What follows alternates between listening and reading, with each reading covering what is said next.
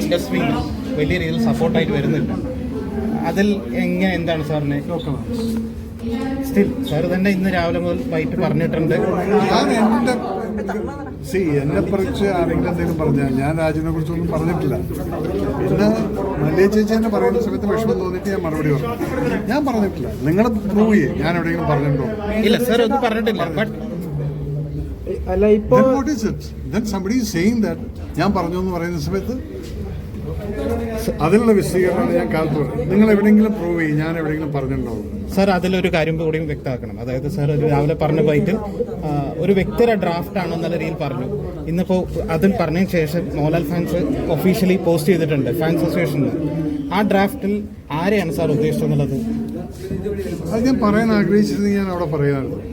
ലാൽ സാറിനോട് ഞാൻ സംസാരിച്ചു. കാരണം അത് ലാൽ സാർ മാത്രം അറിഞ്ഞാൽ ലാൽ സാർ എമ്പുരാൻ വിഷയത്തിൽ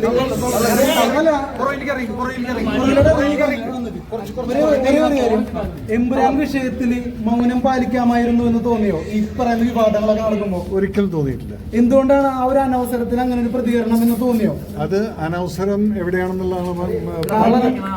മല്ലിക ചേച്ചിയൊക്കെ വളരെ ഇമോഷണൽ ആയിട്ടാണ് പ്രതികരണം അറിയിച്ചത്.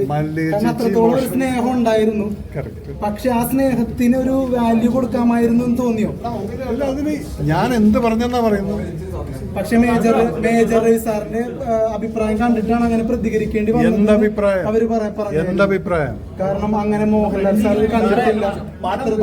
ഇറങ്ങി കഴിഞ്ഞപ്പോ റിവ്യൂ പറഞ്ഞു. അതിനുശേഷം സാറ് കാറിൽ നിന്ന് വേറെ രീതിയിൽ സിനിമേനെ വിമർശിച്ചു.